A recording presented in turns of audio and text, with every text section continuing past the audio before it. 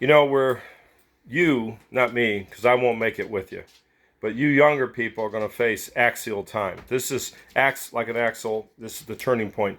You're at a massive turning point in history. This is kind of like the fall of the Roman Empire, the Mongol invasion, the Second World War, the Civil War. You're at an axial point in time. You need to be aware of that. This is where you're at. I don't know what's going to happen. I pray nothing happens. But if it does, I want to give you some insight because I can't see into the future, but I know who can. Okay? Not me. So, in the Bible, we have a lot of prophecies by Jesus. We have a lot of prophecies by the Old Testament prophets.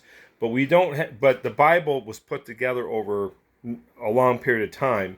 So we don't have a completely comprehensive view of prophecy. Now, with the Book of Mormon, and again, you don't have to be a Mormon to read it. The Book of Mormon can give you more insight than you think. So I'm just going to cut to the chase and tell you what I think it is. It's a book of prophecy. People want to know if it's real. Did it really happen? To me, that's almost a meaningless discussion in light of current events. It's a book of prophecy. Now, what you don't know, probably, is that the Book of Mormon opening parallels what happens in the Bible with the prophet Jeremiah.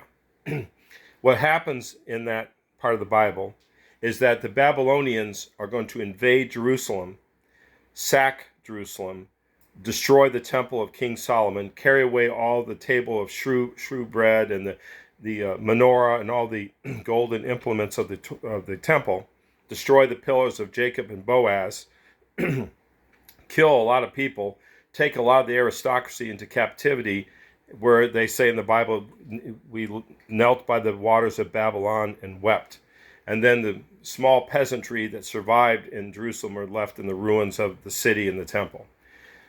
So that's what the Bible tells us. Now, there's another story the Book of Mormon tells us, and I would tell you to listen to this because it could be very important in the days ahead because we don't know what's going to happen to you.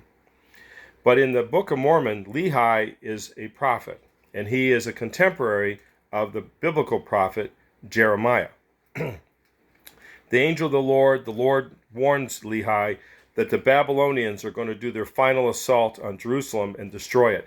Now, the king Zedekiah was a very bad king, and he was a collaborator, and he wanted more Babylonians in the city, and he didn't really care about the Jewish people. Should sound vaguely familiar to you.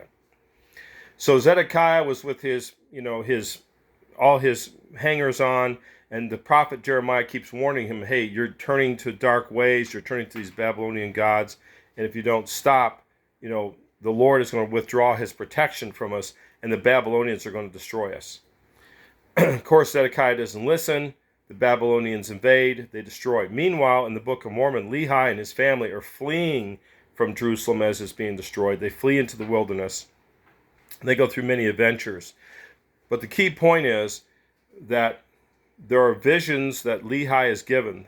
He's given a vision of a tree with fruit, the vision of the building, the vision of the iron rod. He's the river where people fall into it, and then eventually they have to build a ship and they have to escape into the unknown, to sail into the unknown. Now they're given a device by the Lord called the Liahona.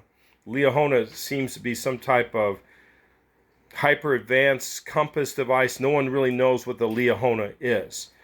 I'm telling you this because if I know my prophecy, which I won't be there with you, this might happen to you all. You might be given something that will appear like a Liahona, some kind of device or book or symbol or computer or AI. I don't know what it'll be. It might be the thing that can tell you which way to go. If it goes south, you're going to have to be like Lehi. You're going to have to flee into the unknown with only your faith to guide you. That's why I'm telling you all this stuff now. Because you're going to have to flee into the unknown. That's what they had to do. They had to trust in the Lord and they had to flee into the unknown. So look for these signs along the way. Dreams, visions, the Liahona. Have with you a copy of the Bible and the Book of Mormon because they are instruments that can help you amplify your subconscious to see through, cracks in time.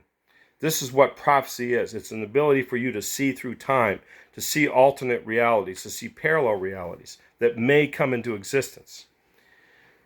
I hope I'm wrong, but I want to give you what you may need in a world that I can't imagine. Some spiritual insight, some insight that can help you figure out things in an almost unimaginable world that you might find yourself in. God bless. Take care.